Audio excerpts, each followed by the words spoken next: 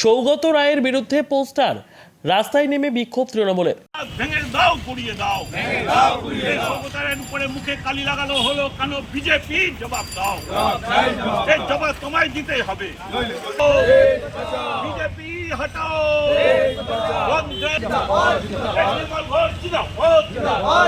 ভোটের দিন যতই এগিয়ে আসছে, রাজনৈতিক উত্তেজনা ততই বৃদ্ধি পাচ্ছে। কামারহাটি পৌরসভার অন্তর্গত 24 নম্বর ওয়ার্ডের বিভিন্ন এলাকায় দমদম লোকসভা কেন্দ্রের তৃণমূল প্রার্থী সৌগত রায়ের বিরুদ্ধে পড়ল পোস্টার।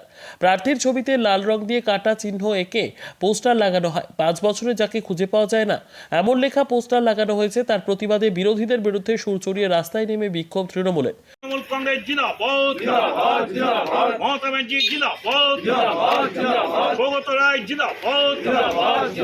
সৌগত রায় রাতের অন্ধকারে সৌগত রায়ের মুখে কালি লাগানো হলো কেন? বিরোধীরা জবাব দাও, সৌগত রায় বিজেপি জবাব দাও, বিজেপির কালো হাত ভেঙে দাও, গড়িয়ে দাও, বিজেপির কালো হাত ভেঙে দাও, গড়িয়ে দাও।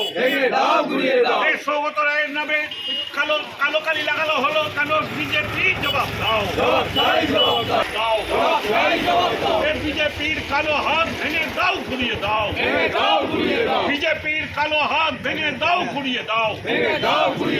এটা তৃণমূলের নিজের অন্দরের লোকেদের কাজ বলে পাল্টা জবাব বিজেপি নেতা পৃথ্বীরাজ মুখার্জির। গোটা ঘটনা অস্বীকার বিজেপির।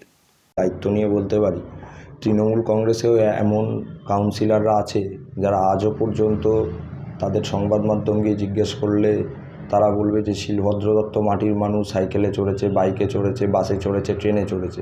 কারণ শিলভদ্রবাবু তো চুরিটা করেননি। চুরিটা করলে ওই বিলাসবহুল গাড়ি চড়ে, চার্টার ফ্লাইটে চড়ে এদিক ওদিক ঘুরে বেড়ানো যেত। শিলভদ্রবাবু যদি চুরিটা করতেন তাহলে হয়তো দেখতেন উনিও হয়তো রক্ষা কবচের জন্য আমার আপনার ট্যাক্সের টাকা খরচা করে সুপ্রিম কোর্টে গিয়ে রক্ষা কবচের আবেদন করতো। শিলভদ্রবাবু এগুলো করেননি। আর শিলভদ্রবাবুকে কেউ এককালই দোষীও প্রমাণ করতে পারবেন না, বা কোথাও টাকা নিয়েছেন বা কোথাও দুর্নীতি করেছেন এটা তৃণমূল কংগ্রেসও দায়িত্ব নিয়ে প্রমাণ করতে পারবেন না। দেখুন, বুড়ো বয়সে বিমূর্তি হয়, বুদ্ধি বিভ্রাট হয়, সেইখান থেকে সৌগতবাবু বলেছেন এবং উনি খুব ভালো করে বুঝতে পারছেন যে এই লোকসভায় উনি কোনো পাটিগণিত কিংবা কোনো বীজগণিত করেও উনি বুঝতে পারছেন না যে কিভাবে উনি জিততে পারেন। তার কারণ এই লোকসভায় তৃণমূল কংগ্রেস সহ যে তারা জোট গড়েছে, অর্থাৎ চোরেদের যে জোট হয়েছে, বাংলায় মমতা ব্যানার্জি বলছে যে আমরা সিপিএমের সাথে